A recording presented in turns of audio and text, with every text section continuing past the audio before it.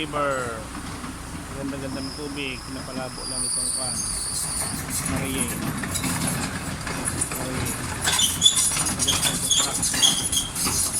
Dito nila yung quarry nila para sa paggawa ng tulay sa Binayaan. Relax muna tayo dito ngayon. Kainit.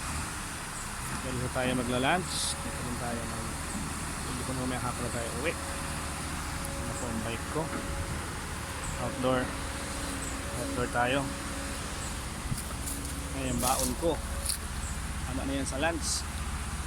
Ayan, marami pang mga gandang puno, mga taas na puno dito ng river. Kaya dapat hindi talaga ito minahin. Sibuyan. Pakaganda.